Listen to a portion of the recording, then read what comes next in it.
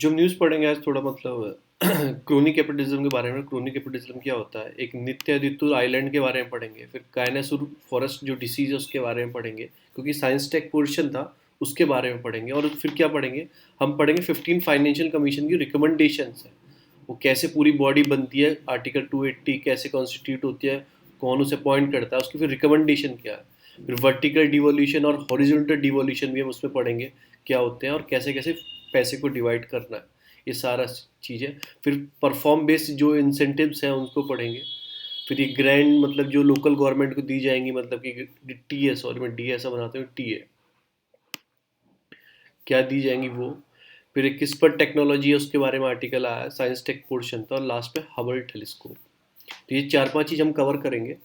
पहली जो न्यूज़ आती है वो आती है क्रोनिक कैपिटलिज्म। क्रोनिक कैपिटलिज्म क्या होता है कि फेवर करना, किसी प्राइवेट को या बिजनेसमैन को फेवर करना, ऐसे अपोजिशन ने बोला है बस। तो आपको वर्ड याद रखना है कि क्रोनिक कैपिटलिज्म क्या होता है।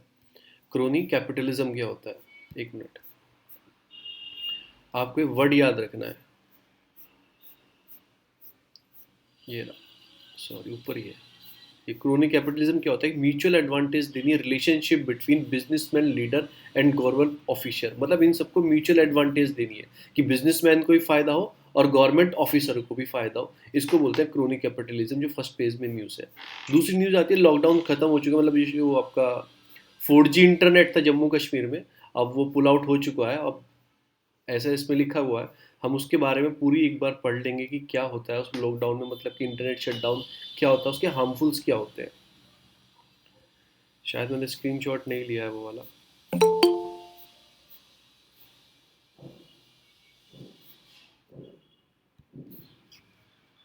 चलो मैं लास्ट में बता दूंगा। फिर नेक्स्ट न्यूज जो आती है जी, डिस्ट्रीब्यूशन हुआ है, जिसमें डिसइन्वेस्टमेंट करना है पीएससीज का, और इंसेंटिव स्टेट को कैसे डिवीजन देना है पैसे का, वो सारी रिपोर्ट आई है इसमें। ये पूरा मैं आपको आर्टिकल दिखा देता हूँ कहाँ पे आया है। ये पूरा आर्टिकल आगे कहाँ पे आया।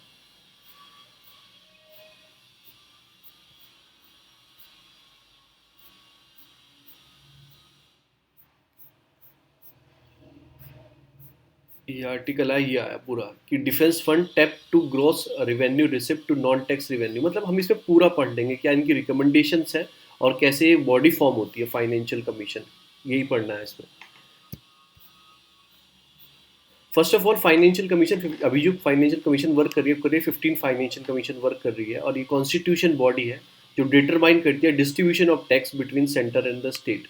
Between centre and the state article 280 बोलता है कि president of India required to the constitute a financial commission at the interval of 5 year और अर्लियर। कि मतलब क्या बोलता है आर्टिकल 28 इंडिया क्या बोलता है कि प्रेसिडेंट क्या करेंगे, कॉन्स्टिट्यूट करेंगे फाइनेंशियल कमीशन को इन 5 साल के लिए, और उससे पहले भी कर सकते हैं। ऐसा बोलता है आर्टिकल 280। और एक तरह से कॉन्स्टिट्यूशन बॉडी है जो पैसे को डिवीजन करती है कि डिस्ट्रीब्यूशन ऑफ मनी और taxes between centre and the state. दूसरी चीज़ क्या, अभी 15 फाइनेंशियल कमीशन चल रही है, उसको प्रेसिडेंट ने कॉन्स्टिट्यूट किया 2017 में उसे बनाया था। और जो उसकी रिकमेंडेशन है फॉलो कब होंगी, 2021 से लेके 2025 तक फॉलो होंगी। अभी की जो उसके चेयरमैन है, उसके चेयरमैन NK सिंह है। तो ये होगी कुछ उसकी बेसिक बातें। अब उसकी जो रिकमेंडेशन क्या, एक होता है वर्टिकल डिवोल्यूशन। वर्टिकल डिवोल्यूशन क्या होता है कि मतलब कि पैसा आया और वर्टिकली आपने डिस्ट्रीब्यूट कर दिया, कि टैक्स को वर्टिकली आपने डिस्ट्रीब्यूट कर दिया। वो कैसे करते हैं, क्योंकि जो सेंटर की चीज़ होती है, रेलवे को मेंटेन करना, उन सबको मेंटेन करना, उसके लिए डायरेक्टली पैसा दे दिया जाता है, जो बोला गया है 41%। बट 2000 जो मतलब 14 फाइनेंशियल कमीशन थी उसमें 42% बोला गया था, इसमें 1% कम हो गया। ऐसा क्यों कम हो गया, क्योंकि अब जम्मू कश्मीर जो स्टेट था वो हट के यूटी बन गया।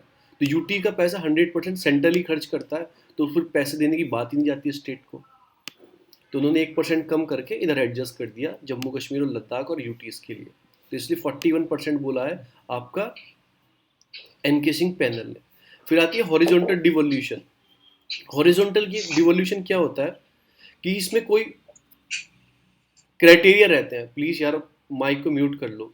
क्राइटेरिया रहता है, उस क्राइटेरिया के हिसाब से पैसा दिया जाएगा। जैसे आपको डेमोग्राफिक परफॉर्मेंस कैसा है आपका, इनकम कैसा है मतलब स्टेट का, और फिर पॉपुलेशन और एरिया में, पॉपुलेशन ज़्यादा है, एरिया ज़्यादा है, थोड़ा ज़्यादा पैसा देना पड़ेगा। फॉरेस्ट ज़्यादा है तो ज़्यादा पैसा देना पड़ेगा। इकोलॉजी को आप मेंटेन कर रहे हो तो ज़्यादा पैसा देना पड़ेगा। फिर टैक्स का कलेक्शन और फिजिकल इफेक्ट क्या लगा रहे हो, फिजिकल इफेक्ट क्या लगा रहे हो, अगर आप बढ़िया टैक्स कलेक्ट कर रहे हो तो आपको ज़्यादा पैसा देना पड़ेगा। तो ये कुछ इन्होंने मतलब कि हॉरिजॉन्टल डिवोल्यूशन पैसे को डिस्ट्रीब्यूशन बताया। अभी क्या थे, 2014 फाइनेंशियल कमीशन थी, उसमें 4 ही क्राइटेरिया थे। पहला इनकम, पॉपुलेशन, एरिया और फॉरेस्ट एंड इकोलॉजी। अभी 2 न्यू ऐड किए गए हैं। कौन कौन से? एक किया गया डेमोग्राफिक परफॉर्मेंस, कि आप पॉपुलेशन को कंट्रोल कैसे कर रहे हो। अच्छे से कंट्रोल कर रहे हो तो आपको पैसा दिया जाएगा। और दूसरा किया है कि 2.5% टैक्स और फिजिकल इफेक्ट, टैक्स को कलेक्शन कैसे कर रहे हो और फिजिकल इफेक्ट क्या लगा रहे हो उसके हिसाब से। तो ये 2 न्यू ऐड किए गए हैं। एक्स्ट्रा है 14 फाइनेंशियल कमीशन पे। डेमोग्राफिक में क्या है कि पॉपुलेशन को आप कंट्रोल कैसे कर रहे हो, तो ऑब्वियसली साउदर्न स्टेट जो है वो ज़्यादा पैसा मिलेगा क्योंकि वो अच्छा कंट्रोल कर रही है पॉपुलेशन पे, तो उसके हिसाब से। और फिर ये इनकम वाला जो है कि जैसे आपकी पर कैपिटा इनकम आपकी स्टेट की लो है, पर कैपिटा इनकम लो है तो आपको ज़्यादा पैसा दिया जाएगा, तो उसके हिसाब से भी डिस्ट्रीब्यूशन। एक तो वर्टिकल हो गया, डायरेक्टली दे दिया, एक आपने इनके हिसाब से दोगे पैसा स्टेट को, इसे बोलते हैं हॉरिजॉन्टल डिवोल्यूशन। नेक्स्ट आ जाता है कमीशन में एक चीज़ और बनाई है, एक नॉन लैप्सेबल फंड बनाया जाएगा for defence expenditure. Non lapsable क्या होता है कि जैसे एक साल पूरा हो गया, फाइनेंशियल ईयर कंप्लीट हो गया, तो जो उसमें पैसा बच जाता है उस पैसे को वापस भी आ जाता है। तो एक ऐसा फंड बनाया जाएगा, नॉन लैप्सेबल फंड बनाया जाएगा। उसमें क्या होगा, जैसे स्टेट की सिक्योरिटी होती है, मतलब जैसे वो एक्सपेंडिचर करती हैं सिक्योरिटी के लिए पैसा खर्च करती हैं, जैसे कोई इंसर्जेंसी है, नक्सलाइट एरिया है, तो उनके लिए अलग से पैसा यूज़ होता है उनकी डिफेंस एक्सपेंडिचर के लिए। तो एक ऐसा फंड बनाया जाएगा, नॉन लैप्सेबल रहेगा, वो ख़त्म नहीं होगा, एक बार दे दिया गया तो पैसा ख़त्म नहीं होगा, रहेगा। तो ऐसा भी रिकमेंडेशन किया है 15 फाइनेंशियल कमीशन ने। और एक चीज़ और रिकमेंडेशन की है, इंसेंटिव्स और ग्रांट कैसे मिलेंगी। तो उन्होंने 4 थीम बताई हैं जिस हिसाब से मिलेंगी। एक तो बताया सोशल सेक्टर, अगर आप हेल्थ में और एजुकेशन में अच्छा काम कर रहे हैं तो आपको इंसेंटिव्स और ग्रांट्स दिए जाएंगे। अगर आप रूरल इकोनॉमी में अच्छा काम कर रहे हो तो आपको दिए जाएंगे इंसेंटिव्स। रूरल इकोनॉमी क्या होती है, मतलब 70% तक तो total work force rural economy में है, और 46% नेशनल इनकम रूरल इकोनॉमी से आ रही है। तो उस पर आप अच्छा काम करोगे, जैसे एग्रीकल्चर हो गया, रूरल रोड्स को आपने बना दिया, सड़क को अच्छा निर्माण कर दिया, तो उस पर काम करोगे तो आपको इंसेंटिव्स दिए जाएंगे। फिर गवर्नेंस और एडमिनिस्ट्रेशन रिफॉर्म्स लेके आओगे, आप कुछ नई चीज़ लेके आओगे, उसमें आपको इंसेंटिव्स और ग्रांट्स दी जाएंगी। और लास्ट आता है पावर सेक्टर। पावर सेक्टर कि अगर उस पर काम करोगे अच्छा तो आपको ग्रांट्स और इंसेंटिव दिए जाएंगे। तो ये बताया गया 4 थीम जो इन्होंने बताई है। अगला आता है ग्रांट टू लोकल गवर्नमेंट। ये कुछ ग्रांट लोकल गवर्नमेंट को भी देंगे डायरेक्टली। वो कैसे देंगे, एक तो परफॉर्मेंस बेस्ड देंगे। जो न्यू सिटीज़ है ना, मतलब के इंक्यूबेशन सेंटर से न्यू सिटीज़ को, उनको हेल्थ पेयर काम करने के लिए उनको पैसे देंगे परफॉर्मेंस। और जो सिटीज़ उनकी पॉपुलेशन मतलब लेस देन मिलियन है उनको बेसिक ग्रांट दे प्रपोज किए हैं इन्होंने। और जिनकी पॉपुलेशन 1 मिलियन से ऊपर है उन्हें 100% ग्रांट देंगे परफॉर्मेंस लिंक थ्रू। एक फंड होता है million plus cities challenge fund, उसके अकॉर्डिंग इन्हें पैसा देंगे। किन्हें देंगे, जो मिलियन से ऊपर है, और जो मिलियन से कम है जिनकी पॉपुलेशन, उन्हें एक बेसिक तरीके से प्रपोज कर देंगे। तो ये कुछ रिकमेंडेशन है 15 फाइनेंशियल कमीशन की। हमने ये भी देख लिया कि कैसे बॉडी है, कॉन्स्टिट्यूशन इसके बेसिक क्या है, दूसरा क्या रिकमेंडेशन इन्होंने किया है, और फिर इसमें क्या नए हॉरिजॉन्टल डिवोल्यूशन कौन कौन से नए ऐड हुए हैं। एक तो डेमोग्राफिक परफॉर्मेंस ऐड हुआ है और टैक्स और फिजिकल इफेक्ट ऐड हुआ है। अब इसमें आपको एक चीज़ देखनी, परसेंटेज सबसे ज़्यादा किसकी है। परसेंटेज है इनकम वाले की 45, फिर आता है 15, वो दोनों की है, पॉपुलेशन की भी है और एरिया की भी है ईच। तो सबसे ज़्यादा किसकी थी 45, जो है इनकम की, आपको ऐसे ही थोड़ा याद रखना है, सबसे ज़्यादा किसकी है 45 इसकी है। चलो अब आ जाते हैं अपने हिंदू के न्यूज़पेपर पे आ जाते हैं। तो यही सारा इसमें दिखाया गया है कि जीएसटी कंपेशन देना है, फिर नॉन लैप्सेबल डिफेंस फंड बनना है, 12% वेटेज दिया गया है आपको डेमोग्राफी वाले एरिया को, 41% शेयर किया गया है। तो यही सब इसमें बताया गया है, और कुछ चीज़ कंपेयर की गई है इन्होंने, एक दो चीज़ पिछले साल से, वो इम्पोर्टेंट नहीं है। हम अपने न्यूज़पेपर पे आ जाते हैं।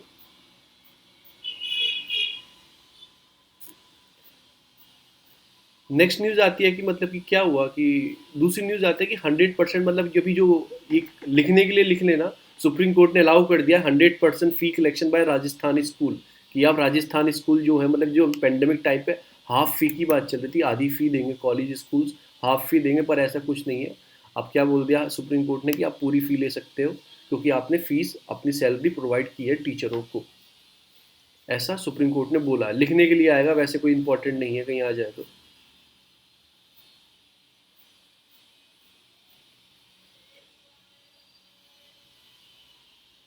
फिर एक उड़ीसा गवर्नमेंट ने क्या किया, इन्होंने प्रॉपर्टी, जो प्रॉपर्टी होती है ना, जैसे कोई गवर्नमेंट ऑफिशियल है उसकी कोई प्रॉपर्टी है, उसको मतलब कि उसकी भी रिटर्न फाइलिंग होगा उसकी प्रॉपर्टी का, तो उससे क्या होगा, पता लग जाएगा कि गवर्नमेंट ऑफिसर पे कितनी टोटल प्रॉपर्टी है।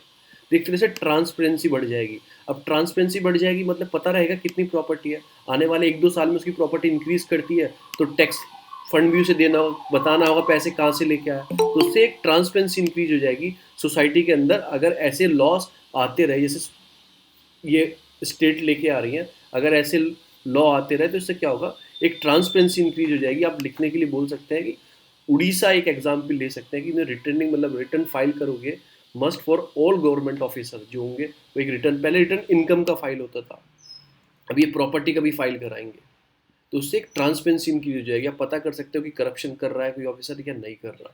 तो एक ही एग्जाम्पल आप लिख सकते हो, कहीं लिखने के लिए आए।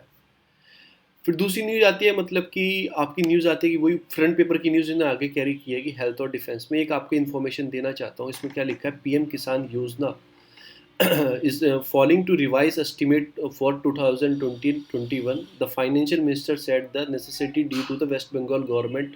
अभी क्या है कि फाइनेंशियल आपकी जो स्कीम है ना पीएम किसान, मैंने पढ़ाई भी थी एक बार, पीएम किसान जो आपकी स्कीम है वेस्ट बंगाल में नहीं चलती है। पीएम किसान वेस्ट बंगाल में नहीं चलती है क्योंकि उन्होंने 60 लाख फार्मर के कोई फार्म रिकॉर्ड देने से मना कर दिया है, क्योंकि वो ज़मीन जिसके पास होगी उसको तो फंड दिया जाएगा ना, तो उन्होंने रिकॉर्ड ही देने से मना कर दिया, तो उस स्टेट में नहीं चलती है। आप याद रखना पीएम किसान, बस इतनी सी न्यूज़ है और स्पीच है वो उसकी। चलो आगे चलते हैं। नेक्स्ट न्यूज़ आती है स्टेप टू डिमोलाइज द रिसोर्ट। एक रिसोर्ट है जो वेमनाड लेक के अंदर है, उसको तोड़ने की बात सुप्रीम कोर्ट ने ऑर्डर दे दिया, मतलब कि उसे तोड़ा जाए। पहले हाई कोर्ट ने भी दिया था, तो उस पर ही सुप्रीम कोर्ट ने अपना बैन कंस्ट्रक्शन को बैन कर दिया है। तो इसमें इंपॉर्टेंट क्या है कि प्लेस इंपॉर्टेंट है, वो है कहाँ पे और कौन कौन से उसके अंदर क्या क्या चीज़ें हैं, हमारे लिए क्या इंपॉर्टेंट है, वो जगह इंपॉर्टेंट है, उसके अंदर है क्या क्या। तो मैं आपको बता दूं, इसे इसे क्या बोलते हैं, इसे बोलते हैं निद्या थुरुथु। थुरुथु, निदिया थुरुथु आइलैंड्स है, ये वेमनाड लेक के अंदर है। एक दूसरा नाम भी बैक वाटर आइलैंड्स है, बैक वाटर, तो निदिया करके याद रखना, NEDIYATHURUTHU, निदिया थुरुथु आइलैंड्स। और दूसरा एक आइलैंड्स और है उसमें, उसी के अंदर वेमनाड लेक के अंदर, वेमनाड लेक जो केरला के अंदर है, उसी के अंदर एक और है वामिका आइलैंड, वामिका आइलैंड। तो आपको क्या करना है, मैं आपको जो मोस्ट इंपॉर्टेंट प्रैक्टिस बताता हूँ, आप ऐसे जाना, अपने मैप पे जाना और मैप पे जाके आपको वेबनाड सर्च करना है।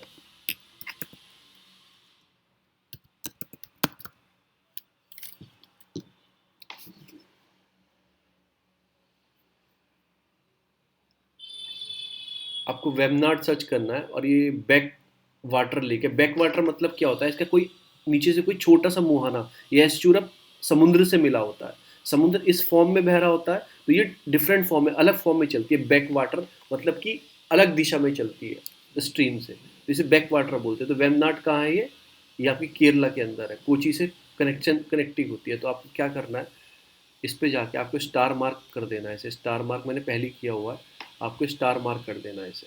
इससे क्या होता है कि आप फ्यूचर में अगर 3-4 साल बाद भी अगर रिवीजन के टाइम भी खोलोगे, प्री के टाइम भी खोलोगे, तो ये सब लोकेशन आपकी मार्क रहेंगी जो मैंने ऑलरेडी की हुई है, जो न्यूज़ में आती जाती रहती हैं। तो ऐसे आप मार्क इसे कर लेना। अब हम आ जाते हैं हिंदू पे ही लौट के आ जाते हैं। तो इसमें यही लोकेशन दी गई है कि इलीगल कंस्ट्रक्शन है, इसे तोड़ा जाए, ये गलत किया जा रहा है। वेमनाड लेक एक तरह से मतलब हाई फर्टाइल एरिया है, तो इस पे ऐसे कंस्ट्रक्शन इलीगल, देखो घर बना दिए इन्होंने, तो ये कंस्ट्रक्शन को बैन लगा दिया, इसे तोड़ा जाए। चलो, मैंने एनपीआर और एनसीआर कवर नहीं किया है, सीए मैं आपको पढ़ा चुका हूँ, आपको पूरा बस एनपीआर और एनसीआर एक अलग क्लास में पढ़ा देंगे, ठीक है ना। तो ये मैंने इसमें कवर नहीं किया है हिंदू में, ये वाली। अब दूसरी न्यूज़ आती है आपका कैनासूर फॉरेस्ट डिसीज, इसे क्या बोलते हैं, मंकी फीवर भी बोलते हैं, मंकी फीवर भी बोलते हैं, क्योंकि ये कहा जाता है वायरल डिसीज है, वायरल है, नॉट कोई सी वायरल है, ट्रांसमिट होती है ह्यूमन थ्रू स्पीसीज होती है कि trick usually found on monkeys, उनसे ट्रांसफर होती है ह्यूमन में। तो आपको याद रखना है कायनासूर फॉरेस्ट डिसीज कहाँ पे है, मेनली ये मिलती है केरला में, और इसका दूसरा नाम क्या है, मंकी फीवर भी इसका नाम है। ये ऐसा पढ़ा है, मैंने नोट्स में दिया है, आप एक बार जाकर उसमें देख लेना। फिर दूसरी न्यूज़ आई है कि कोविड से डॉक्टर भी पॉजिटिव पाए जा रहे हैं, जब वैक्सीन जैप उनके लग रहा है उसके बाद भी वो पॉजिटिव पाए जा रहे हैं। तीसरी न्यूज़ आती है आपकी टेम्परेली, अभी कल क्या बोला है, मतलब कि अमित शाह जी ने क्या बोला है कोर्ट उसमें, लोकसभा में बोला है कि जो हमने जम्मू कश्मीर का लॉ लेके आए ना, अभी जो लॉ उसे डिवीज़न किया है, ये बोल रहे हैं कि हम वो लॉ टेम्परेली लेके आए हैं, उसे दोबारा स्टेटहुड का दे दिया जाएगा बाद में आने वाले टाइम में। अभी टेम्परेली हमें कंट्रोल करने के लिए हमने यूटी बनाया, उसे स्टेटहुड दोबारा बनाया जाएगा, ऐसा इन्होंने बोल दिया है, साफ कर दिया है। ऐसा कब बोला? कश्मीर में एक कश्मीर का एक बिल का इशू चल रहा था उसमें, मतलब कि लोकसभा में, क्या नाम है, कश्मीर रीऑर्गेनाइजेशन बिल 2021। इसके अंदर क्या किया जा रहा है, जो सेंट्रल जम्मू कश्मीर की अलग पोस्ट होती थी, जैसे हमारी ऑल इंडिया पोस्ट होती है ना, उनकी अलग पोस्ट होती थी, तो उसके एम्बुट किया जा रहा है, मिलाया जा रहा है और स्टेट की पोस्ट के साथ। तो याद रखो, जो उनकी ऑल इंडिया अलग होती थी, अब उसको पूरे ऑल इंडिया एक बनाया जा रहा है, जम्मू कश्मीर की अलग होती थी, ठीक है ना, तो उसको एक बनाया जा रहा है। तो ये वाला बिल चल रहा था, इसी बिल में उन्होंने बोल दिया कि हम आने वाले टाइम में 1 साल में 2 साल में जब भी हम क्या बना देंगे, उसको दोबारा स्टेटहुड का दर्जा दे देंगे, यूटी से बाहर निकाल देंगे। ऐसा इन्होंने टेम्परेली बोला है, जो हम बनाया, हम 370 हटा के ये टेम्परेली प्रोविज़न बनाया हमने। तो अब देखेंगे जब फ्यूचर में, तभी भी होगा। बस आपको याद रखना है, वहाँ पे एक बिल की बहस चल रही है, कश्मीर रीऑर्गेनाइजेशन अमेंडमेंट बिल 2021। उसमें क्या है कि जम्मू कश्मीर रीऑर्गेनाइजेशन जो बिल है, इसमें मर्ज किया जा रहा है ऑल इंडिया सर्विस को और जम्मू कश्मीर कैडर की जो सर्विस को मर्ज किया जा रहा है। किसके साथ? अरुणाचल प्रदेश, गोवा, मिजोरम, यूटीज वाली जो कैडर है उनके साथ मिक्स किया जा रहा है। बस इतना आपको याद रखना। फिर एक कम्युनिटी का नाम आज, कल भी बिल पे बहस चल रही थी, कम्युनिटी का नाम है गुज्जर, और आपके ये भाकरवाल्स जो है, ये ट्राइब्स है, ये ट्राइब्स हैं, एसटीज हैं जम्मू कश्मीर में। ये भाकरवाल्स कौन होते हैं? ये क्या होते हैं, सर्दियों में तो ऊपर चले जाते हैं, मतलब नीचे आ जाते हैं वैली में, और गर्मी में भी पहाड़ों के ऊपर चले जाते हैं। चरखा मतलब क्या करते हैं, गाय को चराते हैं, गाय को चराते हैं, तो एसटी कैटेगरी में आते हैं, शेड्यूल्ड ट्राइब्स हैं भाकरवाल जो है, मेरे अकॉर्डिंग यही है, भाकरवाल वही है। तो एक कम्युनिटी का नाम गुज्जर्स और भाकरवाल की बहुत बड़ी कम्युनिटी है वहाँ पे, तो बस ये थोड़ा सा याद रखना, और कुछ नहीं है इसमें। फिर 100% productivity in the 2 week session, मतलब 100% प्रोडक्टिविटी चल रही है, मतलब जो बिल पास होने वाले होते हैं ना, वो स्पीड से काम चल रहा है, मतलब बहस अच्छे से हो रही है, ये सब हो रहा है, तो 100% प्रोडक्टिविटी आई हुई है जो बिल के ऊपर आपका लोकसभा में हो रहा है। नेक्स्ट न्यूज़ आती है आपका रिलेटेड टू, कल भी मैंने आपको पढ़ाई थी, क्या हुआ है, जो मार्जिनल कम्युनिटी है, जैसे एसटी, ओबीसी हो गई, आपका एससी हो गई, इनका जो परसेंटेज है पीएचडी में, आईआईटी में जो परसेंटेज है पीएचडी, वो बहुत कम है। कितना? 2.9%, 2.7%, 3.9% ओबीसी का, चलो जनरल का 4.4 है, पर मार्जिनल का बहुत कम परसेंटेज है जो उसके अंदर है। अप्लाई देखो, अप्लाई कितने करते हैं, 10 और 1%। आप खुद देखो कि एसटी तो 1% ही अप्लाई करते हैं। तो आप लिखने के लिए आए थे, अगर गवर्नमेंट इतनी इनोवेशन स्कीम चला रही है, लिखने के लिए, ये प्री का टर्म नहीं है, ये लिखने के लिए, कोई गवर्नमेंट इतनी इनोवेटिव स्कीम चला रही है साइंस टेक के लिए और उसके लिए पीएचडी का, फिर भी हमारे यहाँ क्या है कि मार्जिनलाइज कम्युनिटी, जो अपनी मार्जिनलाइज कम्युनिटी है, उनका पार्टिसिपेशन बहुत कम है, और टफ भी है, एंट्री टफ कर रखी है for a student for marginal community. तो हमें क्या करना चाहिए, थोड़ा उसको लूज़ करना चाहिए, जो मार्जिनल कम्युनिटी है उनका भी एडमिशन हो सके। ये कैसे पता लगा? एक लड़के ने आईटीआई, मतलब आरटीआर, वो आरटीआई लगाई थी, तो उससे पता लगा है कि इनका परसेंटेज बहुत कम है, ये सब चीज़। नेक्स्ट चलते हैं। अब ये याद रखना कि वेस्ट बंगाल में क्या, एक तो इलेक्शन है, और संस्कृति महोत्सव जो आपकी कल्चर मिनिस्ट्री कराती है, वो इस बार का कहाँ होने वाला है, वो वेस्ट बंगाल में होने वाला है। राष्ट्रीय संस्कृति महोत्सव कहाँ होने वाला है, वेस्ट बंगाल में। स्टेट सर्विस एग्जाम के लिए इंपॉर्टेंट है कि राष्ट्रीय संस्कृति महोत्सव कहाँ होगा, वो वेस्ट बंगाल में होगा। कौन कराता है? कल्चर मिनिस्ट्री कराती है। क्यों करा रहे हैं? इलेक्शन है, तो उन्हें कल्चर सिखाएंगे उससे पहले। फिर एक न्यूज़ आती है, पीएलए ने एक पेपर निकाला है, चाइना ने एक पेपर निकाला है, और उसमें क्या, इंडिया को वार्न किया है। पेपर क्या निकलता है, मेरिट, मतलब कि सिक्योरिटी के हिसाब से पेपर निकालते हैं। वो पेपर क्या, मैं आपको नाम बता दूँ उस पेपर का, इसमें होगा तो 267 पेजेस चाइनीज़ डॉक्यूमेंट निकाला है उन्हें जिनपिंग ने। उसमें क्या बात की गई है कि जो उनकी आर्मी कैसे वर्क करेगी, ये कैसे वर्क करेगी, बस वो हमें नहीं जानना। उन्होंने कंसर्न क्या दिखाया, इंडिया को वार्न किया है कि मेरी टाइम में जो एक्सपेंड कर रहे हो आप इंडियन ओशियन में, और मेरी टाइम में एक्सपेंड कर रहे हो दूसरी कंट्री को साथ लेके, तो उन्होंने इनको वार्न किया है, उन्होंने इनको वार्न किया है। अब ये स्ट्रेटेजी है, कुछ उनकी मिलिट्री स्ट्रेटेजी है, 1947 से पब्लिश होती आ रही है, आप जाके पढ़ लेना, हमारे लिए कोई इंपॉर्टेंट नहीं है, अपनी पढ़ लो, उनकी क्या पढ़ोगे। बस उन्होंने वार्न किया है इंडिया को, एक पॉइंट लिखने के लिए आए तो आप ऐसा लिख देना। उन्होंने उस स्ट्रेटेजी बनाई है अपनी 276 की, उसमें इंडिया का नाम लेके इंडिया को वार्न किया है कि आप ऐसा करोगे।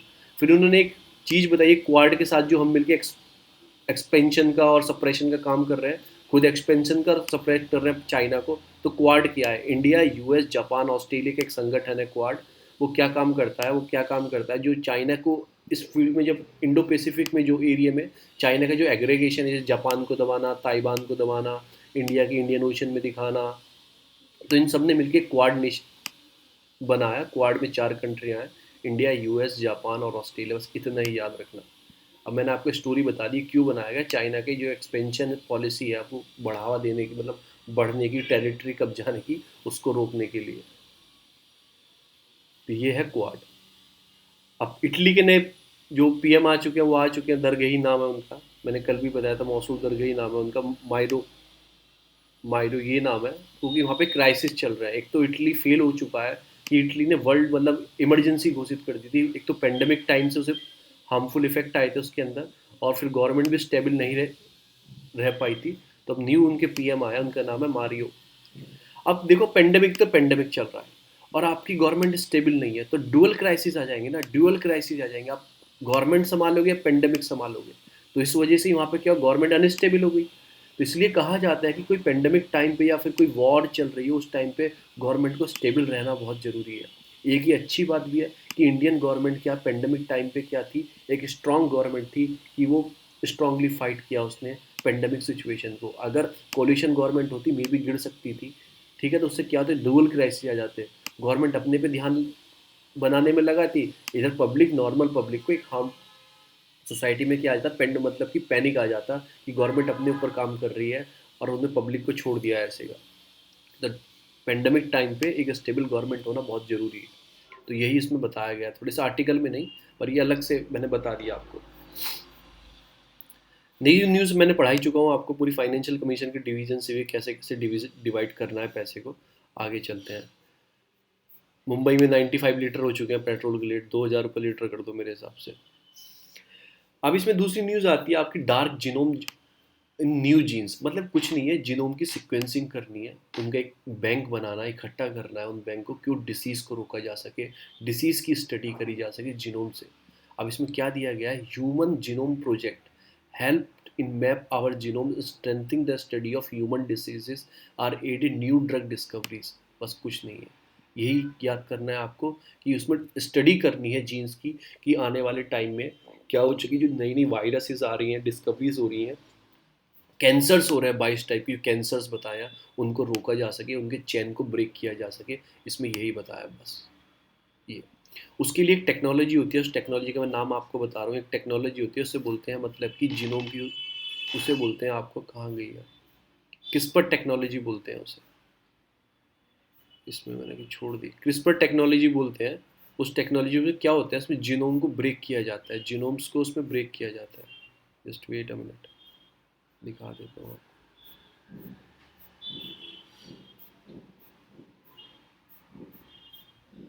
हाँ, ये नहीं है, ये रही क्रिस्पर टेक्नोलॉजी। देखो, ये क्रिस्पर टेक्नोलॉजी, इसमें क्या होता है, it is a gene editing tool which allow research to easy alter DNA sequence and modify genes function. आपने क्या किया, इसके अंदर तो जीन को कलेक्शन करके रख लिया, इसको अंदर जीन को कलेक्शन करके रख लिया सबका। जैसे मैं हूँ, हमने 100 लोगों का जीन्स लिया और कलेक्ट करके रख लिया। अब पता लगा इन में ये डिसीज़ है, फिर हम क्रिस्पर टेक्नोलॉजी का यूज़ करके उन्हें सिक्वेंसिंग करेंगे, कैसे तोड़ सकते हैं उसको, ब्रेक कैसे कर सकते हैं, उस डिसीज़ को कैसे ब्रेक कर सकते हैं। तो कौन सी टेक्नोलॉजी, क्रिस्पर टेक्नोलॉजी है, यूपीएससी क्वेश्चन पूछ चुका है। ये डीएनए सिक्वेंसिंग के लिए, मॉडिफाइड जीन्स फंक्शन के लिए यूज़ होती है, उसे ब्रेक करने के लिए, डिसीज़ को रोकने के लिए। तो हम ये किस में यूज़ करेंगे, ये आपका मलेरिया जो है ना, मलेरिया को रोकने के लिए हम इस टेक्नोलॉजी का यूज़ करने जा रहे हैं। और किसकी हेल्प से, टाटा इंस्टीट्यूट ऑफ जेनोटिक सोसाइटी इसमें हेल्प करेंगी, और Indian institute of bio information, ये वाला अप्लाइड, ये वाला बेंगलुरु, ये सब इसमें काम करेंगे। और हमें टारगेट क्या फुलफिल करना है, हमारा नेशनल गोल है, ये दोनों पॉइंट प्री के हैं। एक किस्पर टेक्नोलॉजी के बारे में, नेशनल गोल क्या है कि 2030 तक हमें मलेरिया को एलिमिनेट करना है। तो इसको हेल्प मिलेगी अगर हम क्रिस्पर टेक्नोलॉजी का यूज़ करेंगे एलिमिनेट करने के लिए मलेरिया को। तो वही है कि डिटेल, मतलब जीनोम मैप, इससे तो हमने मैप ले लिया, जीनोम इकट्ठा कर लिया इधर से, और इधर ला के हमने किस पर टेक्नोलॉजी यूज़ करके वो उसमें एडिटिंग कर दी थोड़ी बहुत, तो डिसीज़ ख़त्म कर दी हमने, रीड कर लिया कैसे ख़त्म हुई डिसीज़। तो ये एक इंटरलिंक चीज़ है। फिर न्यूज़ आती है, छोटी सी न्यूज़ आती है, इधर आप बस इतना पढ़ लो। क्रिस्प सीजर आती है, वो यही है कि अलग है? नहीं, वो भी अलग है दोनों एक ही। वो अलग है, किस पर सीजर में पता लगे, वो भी यही है, वो सीजर हो गया, बस काटना होता है ऐसे। इसमें क्या हो गया, वो टेक्नोलॉजी बता दी, उसमें टूल्स हो गया, वो टूल का काम करेगी। ठीक है ना। फिर न्यूज़ और आती है केस 9 इसी को बोलते हैं क्या? केस 9। हाँ, CAS 9। वो मुझे थोड़ा हाँ, वही केस 9। हाँ वही होता है, वही होता है। फिर एक न्यूज़ आती है black hole cluster. Black hole मैं आपको पढ़ा चुका हूँ, वाइट ड्राफ और ब्लैक ड्राफ। ब्लैक होल मैंने पढ़ाया, 1-2 दिन पहले ही पढ़ाया, फिर मैं किसी दिन रिवाइज कर लूँगा। इसमें क्या रहता है, हबल स्पेस टेलीस्कोप। किसका है? नासा का लार्जेस्ट टेलीस्कोप है, नासा का लार्जेस्ट टेलीस्कोप है हबल स्पेस टेलीस्कोप। बस आपको इतना ही रखना है। और फिर इन्होंने क्या दिया है कि वायरस और क्लाइमेटिकल चेंज एक सिम्टम्स, मतलब ये साइमल्टेनियसली काम करते हैं। अगर क्लाइमेटिकल चेंज होगा तो वायरस पे भी बढ़ने की, पेंडेमिक बढ़ने की उम्मीद बढ़ जाती है। इन्होंने एक रिपोर्ट आई है, टोटल इन्वायरमेंट की एक रिपोर्ट आई है, उसमें बोला क्लाइमेटिकल चेंज आज इमरजेंसी ऑफ द कोविड-19 virus which gave a rise to pandemic. तो क्लाइमेटिकल चेंज मतलब हो रहा है, तो उससे क्या वायरस की संभावना पेंडेमिक बनने की बढ़ रही है। ऐसा क्यों बोला है? एक हॉट स्पॉट क्रिएट हो गया था साउथ चाइना सी के ऊपर कि bat borne corona virus by driving forest habitat like by the cat. तो मतलब आप याद रखना कि क्लाइमेटिकल चेंज क्या करता है, इंक्रीज करने की कोशिश करता है आपका किस चीज़ को, कि वायरस बढ़ने की संभावना बढ़ जाती है। क्लाइमेटिकल चेंज हो रहा है, फिर पेंडेमिक बनने की संभावना बढ़ जाती है। तो क्लाइमेटिकल चेंज इंटरलिंक है किससे? आपका वायरसेस से। फिर आता है नैनो आपका फोटोनिक्स। नैनो फोटोनिक्स कुछ नहीं है कि आप पहले इतना बड़ा टीवी होता था आपके घर में कि 2 आदमी उठा के रखते थे, फिर उसके बाद एलसीडी आया, उसके बाद एलईडी आया। तो ये एक नैनो फोटोनिक्स के पार्ट है कि टेक्नोलॉजी इंप्रूव होती जा रही है। अब ये क्या कर रहे हैं, क्रिस्टल्स होते हैं, यूनिवर्सिटी है आपकी, ये क्या कर रहे हैं, crystals are normally resistive structure but the researcher from the university of Hyderabad had shown how the crystal can slice an event being using atomic force microscope. मतलब कि और छोटा बनाया जाएगा अगर ये टेक्नोलॉजी काम आई, रिवॉल्यूशन बढ़ गया इस टेक्नोलॉजी का, तो क्या होगा, इससे सब चीज़ें जो होंगी, ड्राइविंग फोर्स होगी और स्मॉल हो जाएगी। एक तरफ से रिवॉल्यूशन आ जाएगा, इलेक्ट्रॉनिक के बियॉन्ड पहुंच जाएंगी चीज़ें।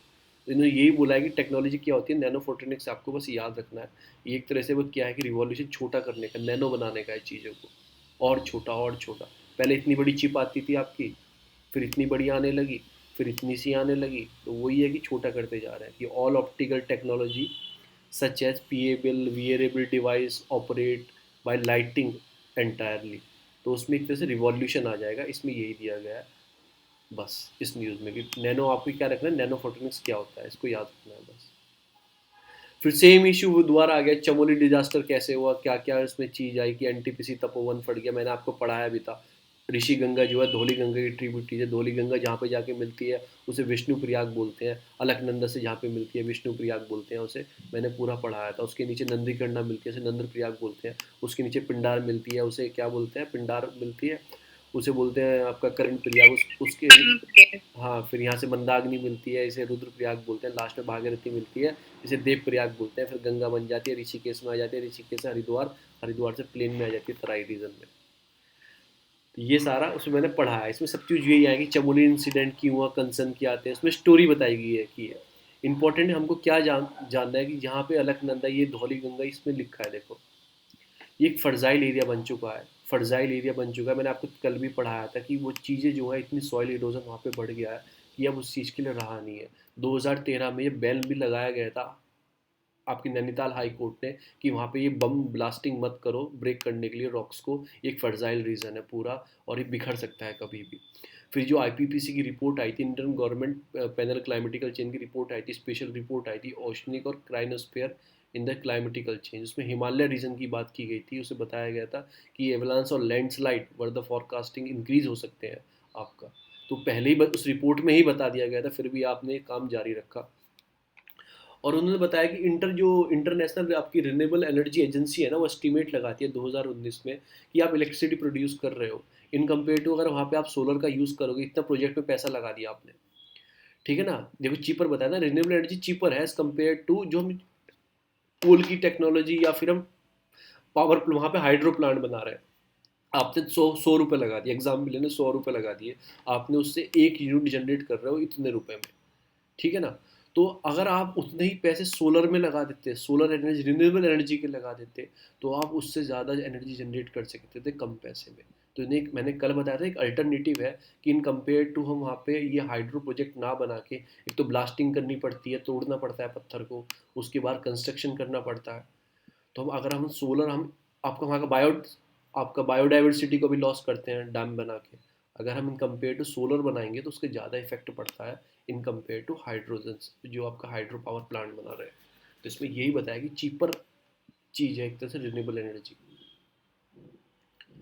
आगे चलते हैं, आगे क्या फिर वही कोविड, मतलब अभी जो कोरोना वायरस की मतलब की जांच कर रही है आपकी WHO, जो अभी वुहान में किया हुआ है, उन्होंने कुछ इन्वेस्टिगेशन में कुछ पॉसिबिलिटी बताई है। पहली क्या बताई है, या तो डायरेक्ट कांटेक्ट हुआ है बेड से, उसकी वजह से फैला है। दूसरा बताया कि तो वायरस जो बेड्स पे था ह्यूमन में, मतलब कि सिनेरियो है कि virus crossing the specific barrier from the bat to human, ये हुआ है। तीसरी इन्होंने बताई है कि ये कहीं आउटसाइड से ओरिजिनेट हुआ है, चाइना के, फिर स्प्रेड किया गया है वुहान में फ्रोज़न फूड से, इंपोर्ट करने वाले फूड जो होते हैं, मतलब फ्रोज़न वाले जमा के जो लेके आते हैं, फिर या वुहान के इंस्टीट्यूट से, मतलब वो वुहान लैब से निकला है। तो 4 पॉसिबिलिटी इन्होंने बताई है, 4 तो हमें भी पता है कि कोई कह रहा है बेड से खाने से, कोई कह रहा है वो इंटरमीडिएट होने से, फिर फ्रोज़न फूड के इंपोर्ट करने से, या लैब से। 4 पॉसिबिलिटी बताई है इन्होंने, ऐसा बताया अभी। आगे चलते हैं, जो ये बता देंगे हम सुन लेंगे, इनकी बात हमारे लिए कोई इंपॉर्टेंट नहीं है। नेक्स्ट न्यूज़ आ जाती है, फिर यही आ जाती है जो हम पढ़ रहे थे आपको, चुसूल वैली। मैं रोज़ पढ़ा रहा हूँ आपको, दोबारा मैप में जाके एक बार मैं आपको फिर लोकेशन रिवाइज करवा देता हूँ, फिर लोकेशन मैं आपको रिवाइज करवा देता हूँ। देखो हम आ जाते हैं अपना जम्मू कश्मीर में। पहला ऊपर नीचे दपसेंग प्लेन, सबसे ऊपर आता है दपसेंग प्लेन, और उसके नीचे आता है आपको गलवान वैली, जो गलवान रिवर है। उसके नीचे आता है आपका स्प्रिंगमिक विलेज, स्पेंगमिक विलेज, जिसमें 3 इडियट की शूटिंग हुई है, इंडिया के अंडर आता है। फिर आता है आपका चुसूल, चुसूल जो भी इंडिया को बोला गया, आप चुसूल पे शिफ्ट हो जाओ, आपको जो आपके फिंगर से हट के चुसूल पे शिफ्ट हो जाओ।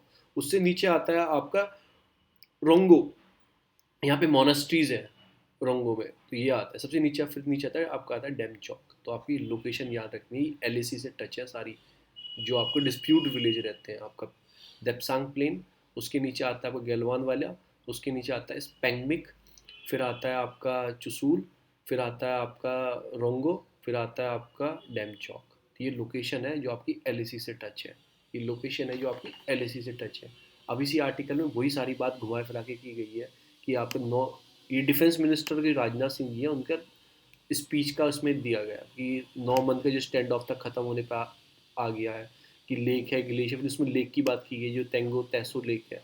मैंने बताया ना, तैसो ईस्ट साइड में, पेंगोंग वेस्ट साइड में, जैसे ऐसे ये कॉनकेव में है ना, ऐसे ये ऐसे है लेक, ऐसे। तो इधर की साइड में तैसो है जो तिब्बत रीजन है, और इधर की साइड पेंगोंग है। तो ऐसे हैं ये लेक। ये इनको कहाँ से मिलता है, चेंग चिमू करके, चिन्मू, चिन्मू करके ग्लेशियर है, वहाँ से इसे पानी आता है। चेंग चिन्मू करके ग्लेशियर से पानी मिलता है इसे। जो कहाँ पे है ग्लेशियर चेंग चिंगमो, जो फिंगर्स है ना, 1 to 8 फिंगर्स जो है, मैंने आपको बताया था 1 to 8 फिंगर्स जो है, वहाँ पे है ये चेंग चिंगमो, उन फिंगर्स पे, वहाँ से आता है इसके अंदर पानी। जैसे ये लेक हो गई, नॉर्थ साइड में इसके फिंगर्स हैं 1 to 8, और साउथ साइड में स्पेंगमिक विलेज है, मतलब चुसूल और स्पेंगमिक विलेज है। तो वहाँ से पानी मिलता है इसे। कहाँ से मिलता है, ये चेंग चिन्मो जो ग्लेशियर है, वहाँ से इसे पानी मिलता है। फिर वही सारी बात इसमें रिपीट की गई है। इंडिया क्लेम करता है फिंगर 8 तक, पर चाइना बोलता है फिंगर 2 तक क्लेम करता है चाइनीज़। इंडिया 8 तक करता है, पर रियल में कहाँ स्टैंड करता है, इंडिया 4 पे स्टैंड करता है। मैं आपको दोबारा दिखा देता हूँ, थोड़ा कन्फ्यूज़न होता है फिंगर क्या है, दोबारा आपको बता देता हूँ। ये देखो,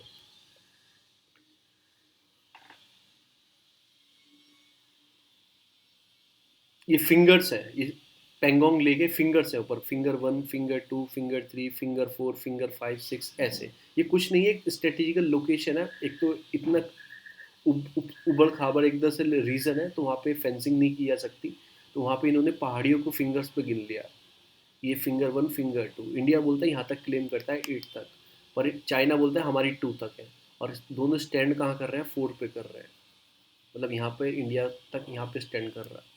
तो ये फिंगर्स हैं बस, यहाँ से इसमें चेंग वो ग्लेशियर है जिसको पानी आता है, जिसका ग्लेशियर पिघल के पानी मिलता है पेंगोंग टेसो लेक को। तो बस इतनी सी बात थी। ये कहाँ शुरू होगी, ये पूरा हमने पढ़ लिया। किस पर टेक्नोलॉजी देख ली, हबल टेलीस्कोप देख लिया हमने। फिर मैं आपको एक न्यूज़ बताता हूँ, आज वैलेंटाइन डे है। ऐसे वैलेंटाइन डे कोई रोमांस का दिन नहीं होता था। एक स्टोरी है उसमें आपका, कैल्ड्रिस एक राजा होता था रोम में। उसने क्या किया था, वो अपनी आर्मी का एक्सपेंशन करने चाहता था। और उसे डर किस बात का था, वहाँ के लोग आर्मी में ज्वाइन नहीं करते थे। क्यों ज्वाइन नहीं करते, तो वो शादी की वजह से, फैमिली की वजह से डरे होते थे कि हमें आर्मी हम डेथ हो जाएंगे। क्योंकि ये राजा था ना, इसकी हैरेस थिंग थी, मतलब ये मारना काटना, किसी पे ज़बरदस्ती इलीगली कब्जा करना, अपनी आर्मी को आगे चलाना, मारो इन्हें। तो आर्मी वालों को भी लॉस होता था ना उसमें, आर्मी पर्सन की भी जान जाती थी। तो लोगों ने मतलब इसे डर के क्या किया कि मतलब कि आर्मी ज्वाइन करना बंद कर दिया। तो इसने हैरेस स्टेप लिए कि मैरिज पे बैन लगा दिया, शादी नहीं कर सकते, फैमिली नहीं बढ़ा सकते, ये नहीं कर सकते। तो उस पर इन्होंने बैन लगा दिया।